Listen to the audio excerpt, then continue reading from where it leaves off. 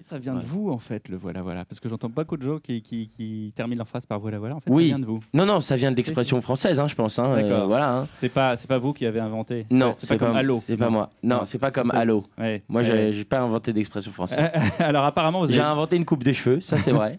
Mais jamais c'est conceptuel. Vous me montrerez comment on fait? Oh, vous foutez pas trop de ma gueule avec votre petite mèche là, dis donc. Je l'ai depuis la naissance. Vous avez cette mèche depuis la naissance. On se refait pas. Apparemment, vous avez écouté notre imitateur Marc-Antoine Lebré qui passe sa vie à dire que vous avez 17 ans depuis 5 ans déjà. Et là, votre spectacle commence par ça en disant bah voilà, je vais pas vous la faire, j'ai plus 17 ans, j'en ai 22. C'est ça, c'est une bonne entrée en matière. Bah, c'est une entrée en matière que je crois qui est juste parce que. Forcément, j'ai commencé à jouer mon premier spectacle, j'avais 17 ans, et je crois que c'était assez bizarre de voir quelqu'un de 17 ans monter sur scène, donc ça a marqué les gens. Donc dans la tête des gens, je suis resté ce mec de 17 ans qui fait de la scène, et puis finalement j'ai grandi, donc j'aime bien commencer le spectacle en me moquant des clichés des gens, parce que je sais qu'il y a vraiment des gens qui viennent me voir dans les salles et qui se disent « ce mec il fait que des trucs pour les enfants ou pour les ados ». Et ça me fait rire de rire de ce cliché dès le début. Voilà. Alors, ils n'ont pas encore 17 ans, mais ils ont beaucoup de questions pour vous. Ah, ça c'est bien ça. Et c'est Samy, je crois, qui a une première question. Bonjour. Ça va, Samy? Oui. Tu fais quoi dans la vie?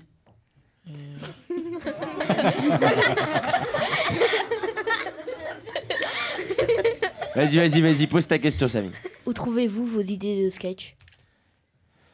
Par terre, tu sais, parfois je marche par terre et il y a des idées de sketch. Non, en vrai, tu sais, c'est dans la vie, c'est la vie de tous les jours.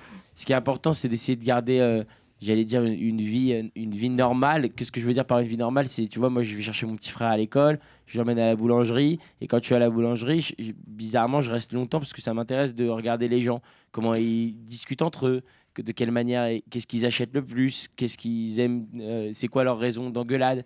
C'est ça aussi mon kiff, c'est l'observation. Donc forcément, plus tu observes, plus ça te donne des cartouches ensuite pour écrire des nouveautés. Et parfois, tu vois juste quelqu'un de bizarre dans la rue et tu dis ça ferait un personnage incroyable si tu lui inventes une vie dans ta tête et tout ça, quoi.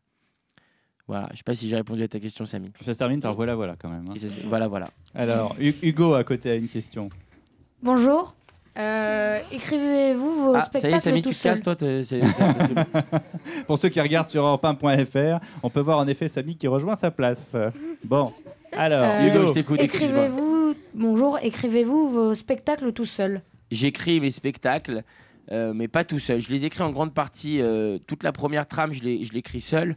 Ensuite, je crois que c'est très intéressant, surtout quand on est humoriste, d'avoir quelqu'un pour faire le ping-pong, parce que je crois que c'est assez difficile d'écrire des choses et de se dire, en tout cas moi j'ai pas la maturité nécessaire encore pour me dire ok, je suis sûr que c'est drôle, je vais aller sur scène et je vais pas me planter. J'ai besoin d'avoir quelqu'un en face pour rebondir, pour me dire moi je trouve ça drôle, ça moins drôle, ça me fait rebondir sur des idées. Vous essayez sur la personne qui écrit. Exactement, j'essaye, et puis c'est une personne qui est également auteur, que j'embrasse, qui s'appelle Edouard et qui a travaillé avec beaucoup d'autres humoristes, et dont Nicolas Canteloup d'ailleurs, qui travaille chez vous ici sur Europe 1. Et c'est quelqu'un qui sait m'écouter, qui sait me donner les idées qui correspondent à mon univers. Parce que j'aime bien, moi, mettre l'univers en place dans mes spectacles.